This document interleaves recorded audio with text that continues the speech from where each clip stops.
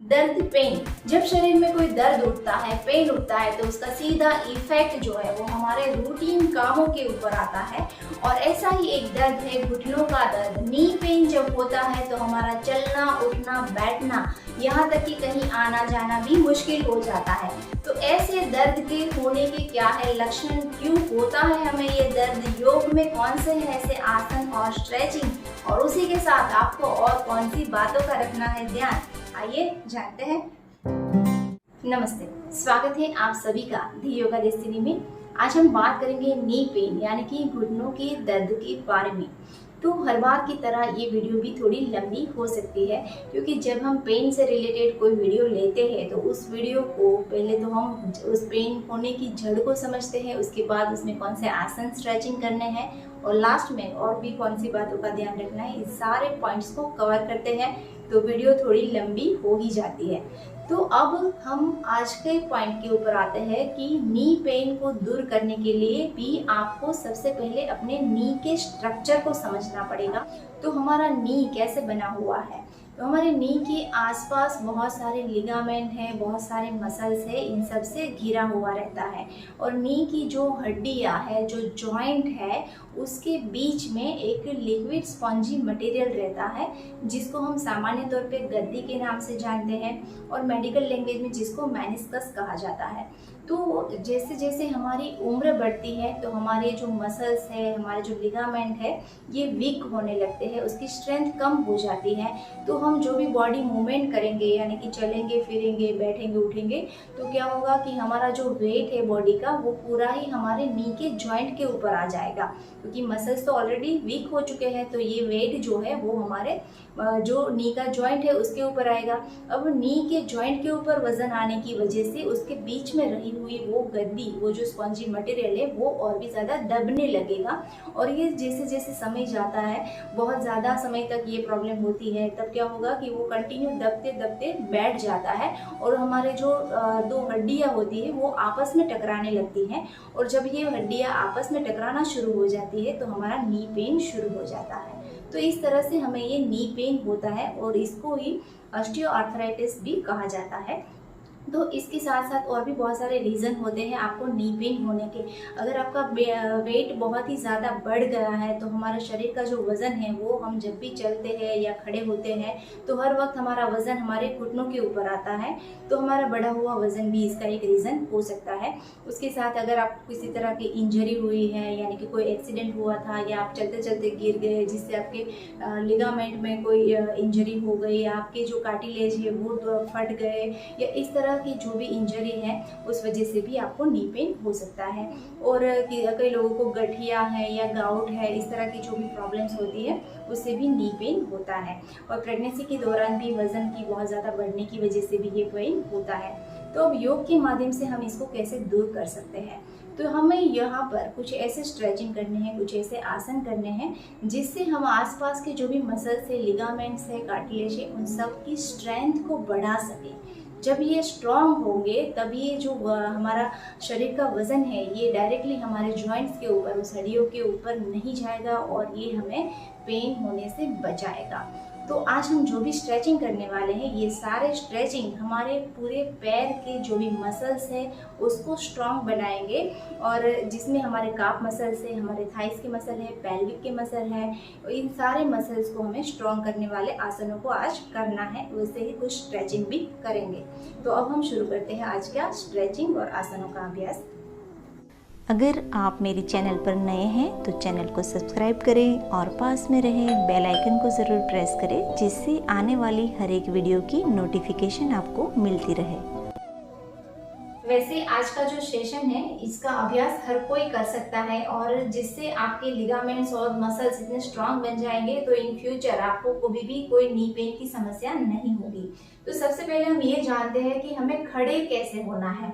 तो जनरली हमारे जो पैर है उसके बीच में हिप लेवल जितना डिस्टेंस होना चाहिए, और दोनों पैरों के जो पंजे हैं वो पूरी तरह से सीधे होने चाहिए, और दोनों पैरों के ऊपर आपके बॉडी का इक्वल वेट आए उस तरह से आपको खड़े रहना है।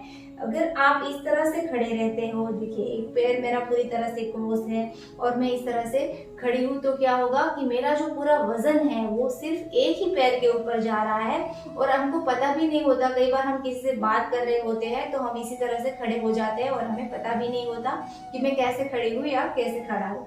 तो इस तरह से खड़े होने पर हमारा जो वजन है वो सिर्फ एक ही पैर के ऊपर होगा और यहाँ पर नी पेन होने की संभावना और भी बढ़ जाती है। तो हमें खड़े होते वक्त ध्यान रखना है कि हमारे पैर के पंजे सीधे हो और पूरी तरह से हमारा जो वजन है वो दोनों पैरों के ऊपर आए, इस तरह से खड़े होना है। दूसरी बात कि हमें चलना कैसे है, तो हम चलते हैं तो उस वक्त पे हमें क्या ध्यान रखना है कि हमारी जो एड़ी है उसको पहले जमीन के ऊपर रखना है, उसके बाद हमारी उंगली और अंगूठे को नीचे रखना है। तो पहले एड़ी जाए और फिर उंगली और अंगूठा नीचे जाए, इस तरह से हमेशा चलिए। कभी भी बहुत ज्यादा ऐसे आगे झुककर नहीं चलना है या तो बहुत ज्यादा ऐसे पीछे झुककर भी ऐसे नहीं चलना है कि आपका पूरा पेट आगे की ओर हो और आप पूरी तरह से ऐसे पीछे झुककर चल रहे हो। तो इस तरह से कभी मत चलिए। हमेशा चलते वक्त ध्यान रखें कि आपका बॉडी जो है वो पूरा एक अलाइनमेंट में हो और इस तरह से ही आपको अपनी पहले एड़ी रखनी है और फिर उंगलियां और अपने अंगूठे को रखना है। तो बॉडी को सीधा रखते हुए आपको उंगली और अंगूठों को बाद में और पहले एड़ी को नीचे रखना है। इस तरह से हमेशा चलने की कोशिश करें। तो इन दोनों चीज़ों को अपनी रूटीन में हमेशा शामिल करें, जिससे आपको नी पेन होने की संभावना बहुत ही कम हो जाएगी।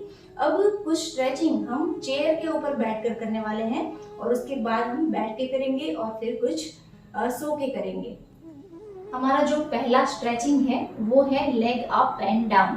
तो जिसके लिए पहले तो हम चेयर के ऊपर बैठ जाएंगे कंफर्टेबली। अब यहाँ पर आपको ध्यान ये रखना है कि आपकी स्पाइन पूरी तरह से सीधी होनी चाहिए। आप चाहे तो चेयर के सपोर्ट से भी बैठ सकते हैं, लेकिन आपकी स्पाइन सीधी रहनी चाहिए। अब सांस को भरते हुए एक पैर को हम धीरे से ऊपर उठाएंगे, उसको घुटने से पूरी तरह से सीधा करेंगे, उंगली और अंगूठे को अपने चेहरे की ओर खींच के रखेंगे। तो इस पोजीशन में आपको एटलीस्ट 5 काउंट तक होल्ड करना है और फिर सांस को छोड़ते हुए पैर को नीचे रखेंगे। फिर से इनहेल, सांस भरते हुए ऊपर, उंगली और अंगूठे को अपनी ओर खींच के रखें, 5 काउंट तक होल्ड करें और सांस को छोड़ते हुए नीचे। मैं यहाँ पर एक पैर से आपको 3 बार करके दिखा रही हूँ। आपको इसका अभ्यास कम से कम 5 to 10 टाइम तक करना है और हर बार एटलीस्ट 5 काउंट तक होल्ड करके रखना है। सांस छोड़ते हुए नीचे रखेंगे। ठीक उसी तरह से हमें दूसरी ओर करना है। तो सांस भरें और सांस को छोड़ते हुए पैर को नीचे रखेंगे। आपको एटलीस्ट 5 काउंट तक होल्ड करना है। यहाँ पे देखिए, इससे होगा क्या कि हमारे नी के आसपास के जितने भी मसल्स है, लिगामेंट्स है, उसकी स्ट्रेंथ बढ़ेगी। तो ये अगर स्ट्रॉन्ग होंगे तो आपका जो नी जॉइंट्स है उसको अच्छे से सपोर्ट मिल जाएगा, जिससे आपके नी के ऊपर आपके शरीर का कोई वजन नहीं आएगा और नी पेन होने की जो संभावना है वो बहुत ही कम हो जाएगी। और जिन लोगों को नी पेन है वो भी धीरे धीरे कम हो जाएगा। तो इस तरह से मैंने आपको दोनों ही पैरों से 3-3 बार करके दिखाया है। आपको इसका अभ्यास कम से कम 5 to 10 टाइम करना है और हर बार इसको 5 काउंट तक होल्ड करना है। अब यहाँ से हमें दूसरा जो स्ट्रेचिंग करना है वो है वीरभद्रासना। तो उसके लिए हमें चेयर के ऊपर एक पैर को 90 डिग्री की पोजीशन में ले आना है। देखिए, मैं यहाँ पर अपना राइट पैर ले रही हूँ, इसको मैंने पूरी तरह से 90 डिग्री बनाया है और दूसरा पैर जो है मेरा वो पूरी तरह से सीधा होगा। ये जो आसन है ये क्या करेगा कि हमारे जो थाइस है, पेल्विस के जो मसल है, इन सब की स्ट्रेंथ को बढ़ाता है। तो हमारे नी के ऊपर जो वेट आता है वो अगर हमारे थाइस के मसल स्ट्रॉन्ग हो गए तो नी के ऊपर वेट आना कम हो जाएगा और इसलिए हमारे नी पेन की समस्या को भी दूर करेगा। तो पहले इस तरह से पोजीशन ले लीजिए। देखिए, कमर को ट्विस्ट नहीं करना है, कमर को पूरी तरह से एक सामने की ओर ही रखना है इस तरह से। अब यहाँ से सांस भरते हुए दोनों हाथों को इस तरह से खोलेंगे, शोल्डर लेवल पे लाएंगे और अपनी जो नज़र है वो आगे वाले जो हाथ की उंगलियां हैं उसके ऊपर होनी चाहिए। यहाँ पर आप चाहे तो नॉर्मल ब्रीथिंग भी कर सकते हैं या तो सांस को रोक के भी रख सकते हैं और कम से कम 30 सेकंड तक इसको होल्ड करने की कोशिश करें और 3 बार इसका रिपीटेशन करें। देखिए पेल्विक का जो पोर्शन है वो पूरी तरह से चेयर से लगा रहेगा, आपको चेयर से उठना नहीं है, पूरी तरह से चेयर के ऊपर बैठ कर ही ये पोजीशन लेनी है। और फिर सांस को छोड़ते हुए नीचे। ठीक उसी तरह से हमें इसका अभ्यास भी दूसरी साइड भी करना है। तो सबसे पहले हम पैर की पोजीशन चेंज करेंगे। एक पैर को 90 डिग्री ले आएंगे और दूसरे पैर को पीछे की ओर पूरी तरह से सीधा रखेंगे। तो ये पोजीशन हो गई हमारी। अब सांस को भरते हुए अपने दोनों हाथों को शोल्डर लेवल पर ओपन करेंगे, नजर को उंगलियों के ऊपर रखेंगे, कमर के भाग को बिल्कुल ही ट्विस्ट नहीं करेंगे, वो पूरी तरह से सामने की ओर रहेगा। यहाँ पर नॉर्मल ब्रीथिंग करते हुए कम से कम 30 सेकेंड तक इसको होल्ड करेंगे और 3 टाइम इस आसन को दोनों ही साइड रिपीट करना है। जैसे राइट साइड 3 टाइम और फिर लेफ्ट साइड भी 3 टाइम। ओके, सांस को छोड़ते हुए नीचे आ जाए। हाँ, रिलैक्स हो जाए। अब इसके बाद हमारा जो तीसरा स्ट्रेचिंग है उसके लिए हमें दुपट्टा या तो इस तरह की कोई स्ट्रिप्स की ज़रूरत है। आप चाहे तो दुपट्टा भी ले सकते हैं इस तरह की, अगर आपके पास स्ट्रिप्स नहीं है तो। यहाँ पर भी आपको चेयर के ऊपर अच्छे से अपने हिप्स को लगाकर बैठना है। अब एक पैर को हमें एक जो दुपट्टा है उसको अपने पैर के पंजे के ऊपर ऐसे लपेट लेंगे और फिर सांस को भरें और पैर को पूरी तरह से ऐसे स्ट्रेच करके रखें। और यहाँ पर होल्ड करेंगे कम से कम 30 सेकंड तक। इस आसन को आपको स्ट्रेच करते हुए होल्ड करना है और 3 टाइम इसका रिपीटेशन करना है। पैर की जो उंगलियां हैं, अंगूठा है, वो अपनी ओर खींचे रहेंगे। जब आप इसे दुपट्टे से इसको पकड़कर स्ट्रेच करते हैं तो ये आपका नीचे का पूरा पोर्शन अच्छे से स्ट्रेच होता है। आपके काफ मसल से, थाइस के, हैमस्ट्रिंग के मसल है, ये पूरी तरह से स्ट्रेच हो गए और ये स्ट्रॉन्ग भी बनेंगे। यहाँ पर 30 सेकेंड तक होल्ड करें और फिर रिलीज करें। दोनों ही पैरों से मैं यहाँ पर आपको एक एक बार करके दिखा रही हूँ। आपको इसका अभ्यास कम से कम 3 to 5 टाइम करना है। अब दूसरे पैर से भी ठीक उसी तरह से करेंगे। पहले दुपट्टे को लपेट देंगे पैरों पे और फिर सांस को भरें और सांस को छोड़ते हुए पैर को पूरी तरह से पकड़कर इस तरह से स्ट्रेच करके रखें और यहाँ पर 30 सेकेंड पर होल्ड करें और फिर सांस को छोड़ते हुए आराम से नीचे रखते हैं। अब कुछ आसनों का अभ्यास हमें बैठकर करना है। अब हमारा जो पहला स्ट्रेचिंग है वो है पैर के पंजों का स्ट्रेचिंग, जिसको हम अंदर और बाहर की ओर ऐसे स्ट्रेच कराएंगे, जिसको गुरुत्व नमन भी कहते हैं। तो जिसके लिए हमें इस तरह से दंडासन की पोजीशन में, यानी कि दोनों पैरों को पूरी तरह से सीधा रखते हुए हमें बैठना है। यही सारा अभ्यास आप चाहे तो बेड के ऊपर बैठकर भी कर सकते हैं। हाथों की पोजीशन आप चाहे तो घुटनों के ऊपर रख सकते हैं या इस तरह से अपने हिप्स के पास भी रख सकते हैं। अब किसी भी तरह इस तरह का एक टॉवेल लेना है जिसको फोल्ड कर लेना है और उस टॉवेल को अपने घुटनों के नीचे इस तरह से रखना है। पूरी तरह से फोल्ड करें और एग्जैक्टली अपनी जो नी कैप है उसके नीचे रखिए इसको और हाथों को मैं यहाँ पर साइड में रख रही हूँ। आप चाहे तो ऐसे भी रख सकते हैं। अब सांस भरेंगे और पैर के जो पंजे है उसको पूरी तरह से बाहर की ओर खींचेंगे और सांस को छोड़ते हुए अंदर की ओर। देखिए, जब अंदर है तभी आपको 5 काउंट तक होल्ड करना है और जब बाहर की ओर खींच के रखते हैं तभी आपको 5 काउंट तक होल्ड करना है। सांस भरे बाहर, सांस छोड़े अंदर, सांस भरते हुए बाहर, सांस छोड़ते हुए अंदर, सांस भरते हुए बाहर और सांस छोड़ते हुए अंदर। तो इस तरह का जो रिपीटेशन है वो आपको कम से कम 10 टाइम तक करना है और हर बार एटलीस्ट 5 काउंट तक इसको होल्ड करना है। अब दूसरा, यहाँ से हम पूरी तरह से पैर के पंजों को इस तरह से रोटेट करते जाएंगे। सांस भरते हुए आधा सर्कल और सांस को छोड़ते हुए आधा सर्कल सांस भरते हुए बाहर की साइड, सांस को छोड़ते हुए अंदर की साइड। कम से कम 10 टाइम ये रोटेशन कीजिए। देखिए इस तरह की जो मूवमेंट होगी उससे क्या होगा कि आपके जो पैर के ऊपर के ये जो मसल्स है और नीचे के जो मसल्स है उन सबको स्ट्रेंथ मिलेगी। इस सब में स्ट्रेचिंग आएगा। तो जितनी बार आपने क्लॉकवाइज किया है ठीक उतनी ही बार आपको एंटी क्लॉकवाइज यानी कि रिवर्स भी करना है। तो सांस भरते हुए बाहर जाए, कम से कम 10 टाइम इसका रिपीटेशन करें। मैं यहाँ पर 5 टाइम कर रही हूँ, आपको इसका 10 टाइम रिपीटेशन करना है। दोनों पैरों को जोड़ के रखें, सांस भरते हुए आधा सर्कल और सांस को छोड़ते हुए आधा सर्कल, फिर रिलैक्स हो जाए।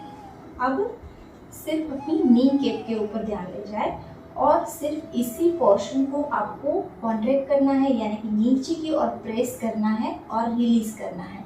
देखिए कैसे करना है। हाथों को मैं यहाँ पर साइड में रखूंगी।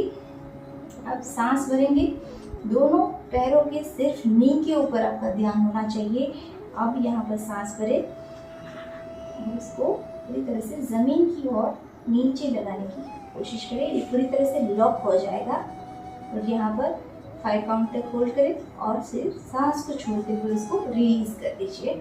सांस भरे, लॉक करें, सांस छोड़ते हुए रिलीज, सांस भरते हुए लॉक और सांस छोड़ते हुए रिलीज।